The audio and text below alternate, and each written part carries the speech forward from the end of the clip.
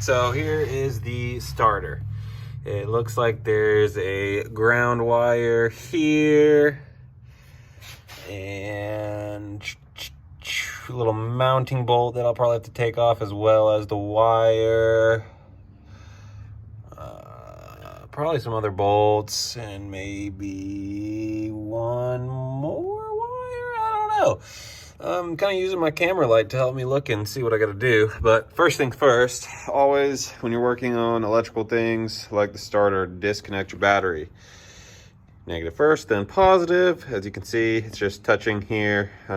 Don't let any metal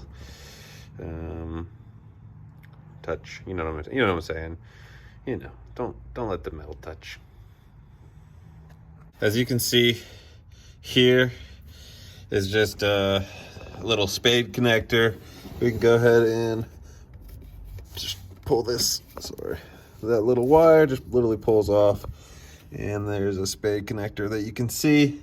Next thing is up here, that little black rubber boot pulls off, and then the actual starter wire is attached there by a singular nut that I will show you.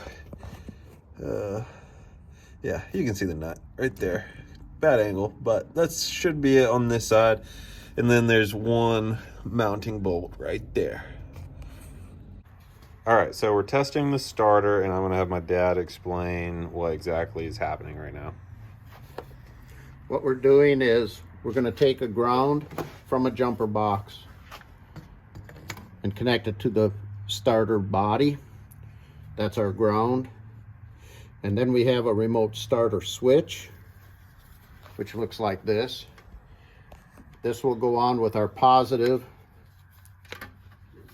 from the jumper box.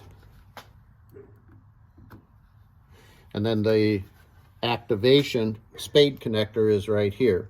So this is our starter switch connection, ground, power in, and if we hold it and hit this switch, it should activate the starter.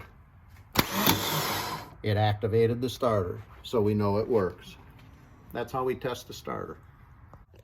So looking at the new starter, it's not exactly new, but the two mounting points that I see are here and here.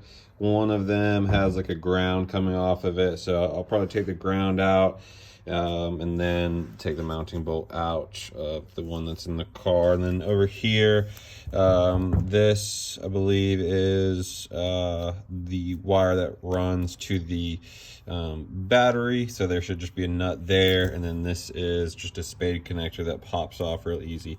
This guy here, I think that it's just tying into that wire, and there should just be a nut holding that on. We'll see when we take the old one off, but it shouldn't be too bad. All right, guys, so we got the old starter out, and it literally was just bolt on the bottom, bolt on the top. I didn't even have to take the ground that is connected to the top bolt off. It's just through bolted, and there's a little bracket that the ground bolts onto, that the bolt that holds the starter goes through. The easiest way that I found to do it was get it up underneath the car for the bottom bolt, and I just used a short extension on a 1/2-inch drive, and then the top was a 14 millimeter just regular socket with the 1/2-inch drive, both 14 mils. And then so as you can see here, as we thought, there is a nut just holding that wire on, not doing anything special. So I'll just remove that and put it on the new one, because I don't have a nut that looks like that. But before I do that, I would definitely spray this with some brake cleaner, and maybe even take it to the grinder and grind the rust and corrosion off, because anything like that on a starter can hinder it from starting.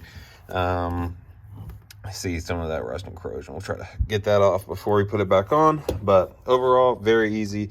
And now we're just going to put the old one back in the car.